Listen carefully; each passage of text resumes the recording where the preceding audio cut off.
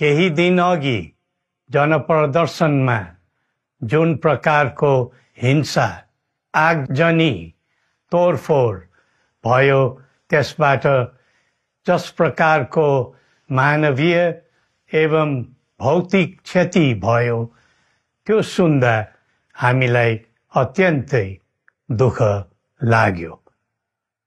नागरिक स्वतन्त्रता भन्दा ठूलो तन्त्रवाद हुँदैन।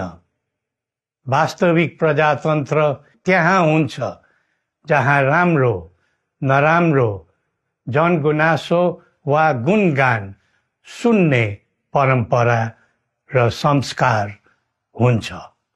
नेपाली जनतामा देश र भविष्यलाई लिएर जुन खालको जागरुकता पैदा भएको छ त्यसलाई हामीले सकारात्मक रूपमा लिएका छौं।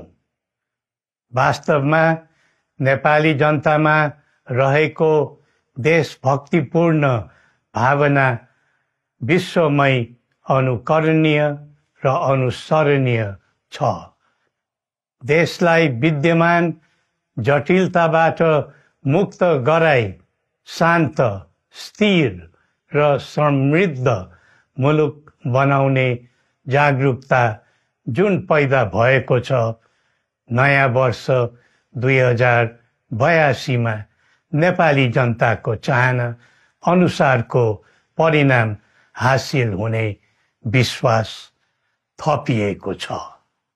मुलुकमा व्याप्त अशान्ति, अराजकता, निराशा र असन्तुष्टिबाट आम नेपालीलाई मुक्त गर्न नेपालको राज संस्थाले जहिले पनि योगदान पुर्याउँदै आएको विदितै छ। राष्ट्रियता र प्रजातन्त्रलाई मूल कार्य मान्दै जनभावना बमोजिम चल्ने बहुदलीय प्रजातन्त्र र संवैधानिक राज संस्थाको परम्परामा हाम्रो मान्यता रही आएको छ। वर्तमानमा बदलिदो जनचाहनाको पनि कदर गरी राज्य शक्तिको स्रोत जनता नै हुन् भन्ने मन्जुरी सदैव स्थापित हुनु पर्दछ। राष्ट्र निर्माता श्री 5 बरामहाराज अधिराजको दिव्य उपदेशलाई नै अबको राज्य सत्ताको मूल मन्त्र सोच्नुमा के होला? सन्तुलित कूटनैतिक सम्बन्ध र आत्मनिर्भर नेपालको परिकल्पना नै पृथ्वी पथको मूल सार हो। यही नै राजनीतिको मूलधार हुनु पर्ने हो। विश्वको बदलिदो परिस्थितिलाई मनन गर्दै विश्वव्यापीकरण र स्वतन्त्र व्यापारका आधारहरूलाई चुनौतीको रूपमा लिँदै चरम आर्थिक मन्दी भोग्नु परिरहेको अहिलेको सन्दर्भमा नेपाल जस्ता विकासोन्मुख देशले आत्मनिर्भर अर्थतन्त्र निर्माणको कार्यमा अर्जुन दृष्टि लगाउनु पर्ने समय आएको छ। स्वदेशी स्रोत साधनको प्रयोगले स्वदेशमै उत्पादन गरी स्वदेशमै खपत गर्दै आन्तरिक अर्थतन्त्रको चक्रभित्रबाटै मुलुकको समग्र अर्थतन्त्र आत्मनिर्भर र चलायमान गराउनु पर्ने विश्व परिवेश निर्माण हुँदैछ भन्ने सङ्केतहरू देखा परिरहेका छन्। विश्वकै उत्कृष्ट यो भूमिमा बाँच्न समेत गाह्रो हुने स्थिति पैदा भएपछि बढ्दो युवा पलायनलाई रोकी युवा शक्तिको श्रम र सिपलाई स्वदेशमै उच्च उपयोग गर्नु पर्दछ।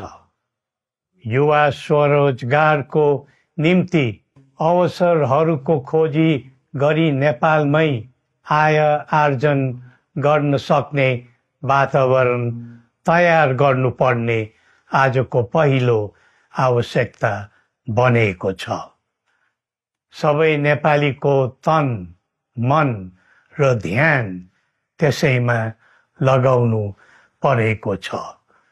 विश्वभरि छरिरहेका नेपालीहरू एकताका सूत्रमा बाँधिन अब ढिला गर्नु हुँदैन। आफ्ना ज्ञान, सिप र सामर्थ्य मात्र होइन, त्यहाँ आर्जेको पुँजी, स्रोत र साधन समेत नेपालमै लगाउनु पर्दछ भन्ने भावना सबैमा जागृत गराउनु परेको छ।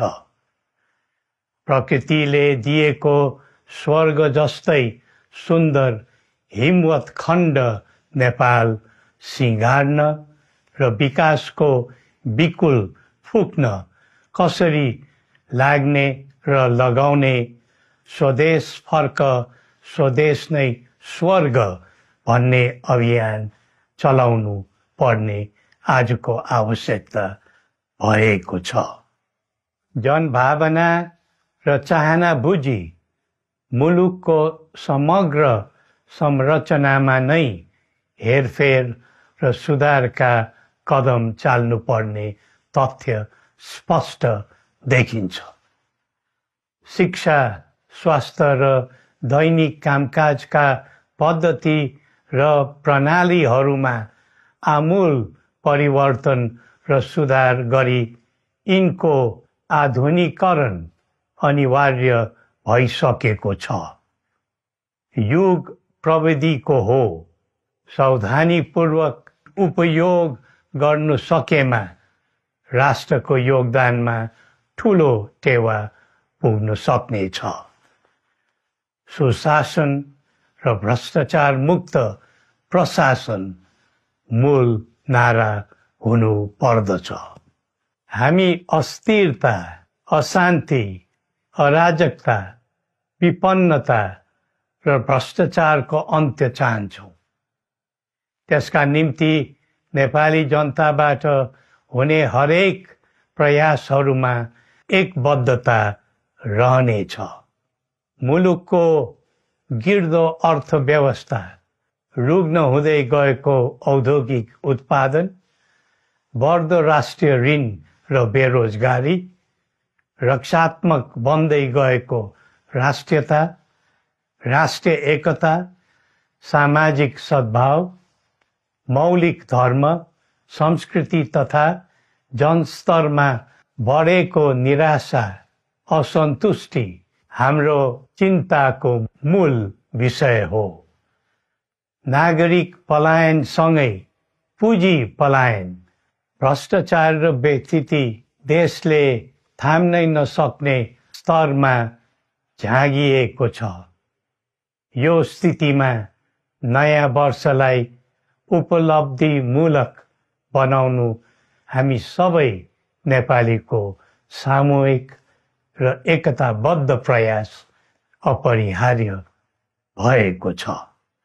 नेपाली बीच द्वन्द्व नहोस्, परस्पर अविश्वास र हिंसाको दुःखद मनोस्थिति नबनोस्, देशवासीहरू कुनै पनि नाम र न्युहुमा ध्रुवीकृत नबनुन् भन्नेतर्फ हामी सदैव सचेत र संवेदनशील छौँ। नेपालीको एकतामा नै नेपालको भविष्य निहित रहेको यथार्थलाई हामीले आत्मसात गरेका छौँ। सबैले यही वास्तविकतालाई आत्मबोध गर्नु पर्दछ भन्ने ठान्दछौँ। हाम्रा आह्वान हामी कसैको निजी स्वार्थपूर्तिका निमित्त होइन, कुनै खालको सैद्धान्तिकवाद वा विचारको होइन, समग्र राष्ट्रको स्वाधीनता समग्र जनताको सम्प्रभुता तथा नेपाल र नेपालीको सुखमय प्रतिष्ठाको निम्ति हो। आफ्नै प्रकारको अग्रणी राष्ट्र हामीले नै बनाउने हो अनि आफ्नो स्वतः र अस्तित्व हामी आफैले उठाउने हो। संसार धेरै अघि बढिसक्यो, तर हामी यो वा त्यो वादको चक्रव्यूहमा फँसेका छौं। नेपाल आमालाई केन्द्रमा राखेर हाम्रा विचार बन्नुपर्छ, हाम्रा कदम चल्नुपर्छ। हरेक समस्याको समाधान संवाद, सहमति, समन्वयन र सहकार्यबाट हुन सक्छ। आगामी वर्ष नेपाली इतिहासको स्मरणीय र सुनौलो सम्झना बन्नुपर्छ र बनाउनु सकिन्छ भन्ने विश्वास हामीले लिएका छौं। नयाँ वर्षले नयाँ आशा, उमङ्ग र उत्साह ल्याओस् अनि नेपालीको सुनौलो भविष्यको सुनिश्चितता होस्।